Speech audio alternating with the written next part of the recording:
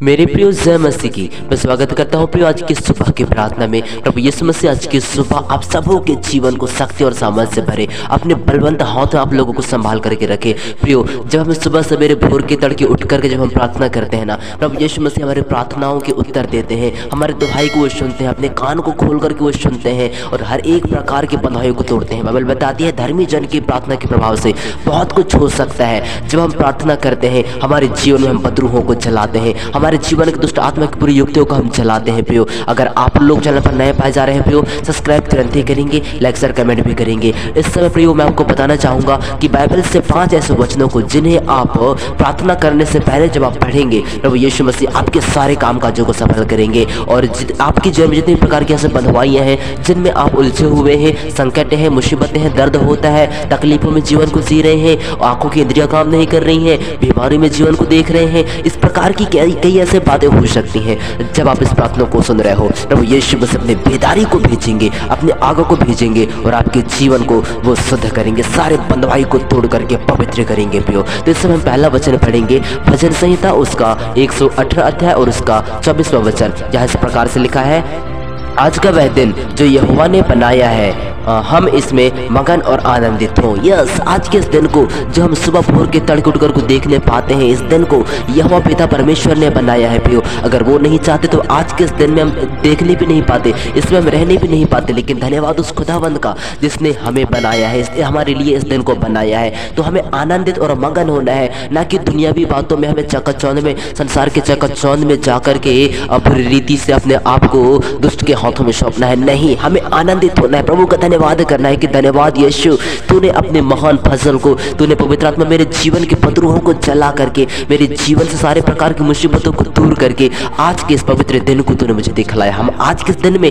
आनंद मनाते हैं। Lord hallelujah. इस वचन के द्वारा प्रिय परमेश्वर पिता आपके जीवन को आशीष देना चाह रहे हैं। अब वो कह रहे हैं कि आनंदित और मगन हो, बिल्कुल चिंता मत कर। इसी रीति से हम दूसरा वचन पढ़ेंगे, पहला पत्रस उसका 5 अध्याय और उसका 7 वचन। वहां इस प्रकार से लिखा है, अपनी सारी चिंता उसी पर डाल दो क्योंकि उसको तुम्हारा ध्यान है। ओ हालेलुया। वो कहता है कि अपनी सारी चिंता, तुम्हारे जीवन के जितनी भी प्रकार की चिंताएं हैं, बस उस महान पिता परमेश्वर को बताओ, उस महान पिता परमेश्वर के हाथों में सौंप दो। सारी चिंताओं के, भविष्य की चिंता, शादी की चिंता, बच्चों की चिंता और एक अच्छी लाइफ पार्टनर की चिंता और जितनी प्रकार की ऐसी बाधाएं हैं जो कि हमारे जीवन में आती है, मन में आती है, हमारे मन को डिस्टर्ब करती हैं, ऐसे अंधकार की बद्रूहें आज यीशु के नाम से जलेंगी। हालेलुया। वो कहता है अपनी सारी चिंता को तुम मुझ पर डाल क्योंकि मैंने तुझे अपने हाथों से बनाया है। बस तू प्रार्थना कर, मैं तेरे लिए अपने दूतों को भेजूंगा और वो दूत तेरी सुधि लेंगे, तेरे चारों ओर पहरा देंगे, दुष्ट आत्मा के बंधनों को जलाएंगे, तेरे जीवन को सुरक्षित संभाल करके रखेंगे। एक ढाल के समान, जिस प्रकार से सैनिक की रक्षा करता है वो ढाल, उसी प्रकार से हमारा खुदावंद यीशु वो कहता है मैं तुम्हारे सुधे लूंगा। बस तुम अपनी सारी चिंता को छोड़ करके मुझ पर डाल दो, मैं तुम्हारे लिए सही रास्ता को निकालने वाला यहोवा परमेश्वर हो। हालेलुया। वो कहता है प्रियो अब आपको चिंता करने की जरूरत नहीं है। मन में जितनी प्रकार की ऐसी बातें चल रही हैं उनको फेंक दो इस वचन के द्वारा। वो कहता है कि अपनी सारी चिंता मुझ पर डाल दो। तो फेंको, सारी चिंता को फेंको, भविष्य की चिंता को जला दो यीशु के नाम से, क्योंकि आपका भविष्य आपके हाथों में नहीं, आपका भविष्य आपके मन में नहीं, आपका भविष्य आपके थिंकिंग्स में नहीं, आपका भविष्य प्रभु यीशु मसीह के हाथों में है। वही आपके जीवन को उजागर करेगा। हालेलुया। प्रिय परमेश्वर पिता सबों के जीवन को बड़ी बरकत दे। इसमें हम वचन पढ़ेंगे, तीसरा वचन यशायाह उसका 41 अध्याय और उसका 10 वचन। यहाँ पर इस प्रकार से लिखा है, मत डर क्योंकि मैं तेरे संग हूँ, इधर उधर मत ताक क्योंकि मैं तेरा परमेश्वर हूँ। मैं तुझे दृढ़ करूंगा और तेरी सहायता करूंगा, अपने धर्म में दाहिने हाथ में से तुझे संभाले रखूंगा। बोला नहीं कि ऐसे जो अपनी फीलिंग्स को तूने उससे बोला नहीं, लेकिन तू अपने मन में सोचा, इसका मतलब कि ये विचार है, इसका मतलब कि ये क्षण है प्रियो। और परमेश्वर पिता चाहते हैं कि हम एकदम हमारे सामने जितने भी लड़कियां आती हैं, जितने भी बहनें आती हैं, बस उनको हम पूरे पवित्रताई के साथ में बहन हम साबित करें और अपने जोर में एक्सेप्ट करें, बहन के रूप में एक्सेप्ट करें। प्रियो वो परमेश्वर पिता हमें कहते हैं कि बस ऐसे गुनाह से बचे रहो।